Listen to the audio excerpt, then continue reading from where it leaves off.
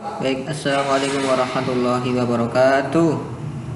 Selamat pagi anak-anakku semuanya. Semoga semuanya selalu dalam keadaan sehat dan selalu bisa menjaga kesehatannya.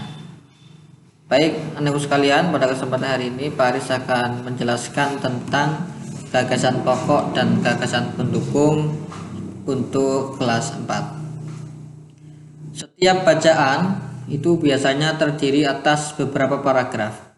Kemudian setiap paragraf itu memiliki yang namanya gagasan pokok dan gagasan pendukung. Gagasan pokok itu sering disebut juga dengan gagasan utama, ide pokok, ataupun pokok pikiran. Kemudian gagasan pendukung disebut juga gagasan penjelas. Gagasan pokok adalah ide utama yang dibahas dalam satu bacaan, dapat berupa kalimat inti atau pokok paragraf. Gagasan pokok dapat dilihat pada kalimat utama. Kalimat utama itu biasanya terletak pada bagian awal atau biasa disebut dengan paragraf deduktif, atau bagian akhir atau paragraf induktif. Kalimat utama yang terletak pada bagian akhir paragraf biasanya diikuti dengan kata-kata seperti oleh karena itu, oleh sebab itu, jadi, dan dengan demikian. Ciri-ciri kalimat utama yang pertama adalah bersifat lebih umum dari kalimat lainnya. Kemudian yang kedua, biasanya terletak di awal atau di akhir paragraf. Dan yang ketiga, dapat berdiri sendiri jika kalimat lain dihilangkan. Gagasan pendukung sekarang. Gagasan pendukung disebut juga gagasan penjelas yang fungsinya menjelaskan gagasan pokok. Gagasan pendukung atau gagasan penjelas umumnya dinyatakan oleh lebih dari satu kalimat. Kalimat yang mengandung gagasan penjelas disebut juga kalimat penjelas. Selanjutnya berkaitan dengan ciri-ciri kalimat penjelas. Yang pertama, bersifat lebih khusus dari kalimat lainnya. Yang kedua, biasanya berupa contoh data maupun pernyataan-pernyataan. Satu paragraf terdiri dari beberapa kalimat. Dan yang terakhir, tidak dapat berdiri sendiri. Apabila kalimat lain dihilangkan, maka kalimat tersebut akan sulit dipahami maksudnya. Cara menentukan gagasan pokok dan gagasan pendukung. Yang pertama, bacalah paragraf dengan cermat dan seksama. Yang kedua, cermati kalimat pertama hingga terakhir. Apakah kalimat pertama merupakan gagasan pokok atau gagasan penjelas? Apakah kalimat kedua yang merupakan gagasan pokok? Dan yang terakhir, teruslah membaca kalimat demi kalimat hingga gagasan pokok paragraf ditemukan.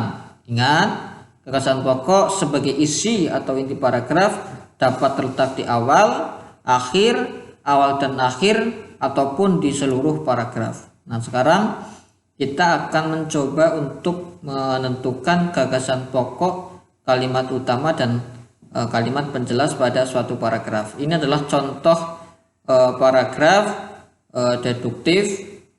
Kita lihat mulai dari satu paragraf ini ada beberapa kalimat.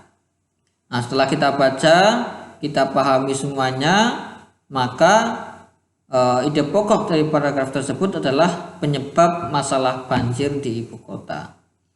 Nah, kalimat utamanya, banjir sudah menjadi hal yang biasa di kota Jakarta. Hal tersebut disebabkan oleh banyak faktor. Nah, inilah bedanya antara ide pokok dan kalimat utama. Kalau kalimat utama, semuanya yang ada dalam satu kalimat itu yang menyatakan kalimat utama semuanya ditulis. Tapi kalau ide pokok, intinya saja, inti dari kalimat utama itu. Kemudian kalau kalimat penjelas, selain kalimat utama semuanya ditulis sebagai kalimat penjelas.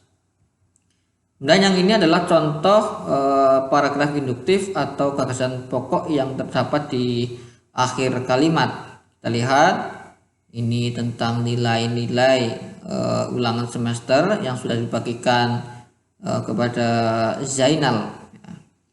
Ide pokoknya adalah Zainal merupakan anak yang pandai. Kemudian kalimat utamanya bisa dikatakan Zainal adalah anak yang pandai di kelasnya. Kita bisa lihat ide pokok, perbedaan ide pokok dan kalimat utama. Kalimat utama satu kalimat full ditulis, sedangkan ide pokok adalah inti dari kalimat utama. Yang terakhir kalimat penjelasnya, selain kalimat utama itu ditulis sebagai kalimat penjelas. Demikian yang bisa kita sampaikan tentang gagasan utama dan gagasan penjelas. Semoga minimal bisa memberikan pencerahan buat anak-anak semua berkaitan dengan materi tersebut. Saya tutup. Assalamualaikum warahmatullahi wabarakatuh.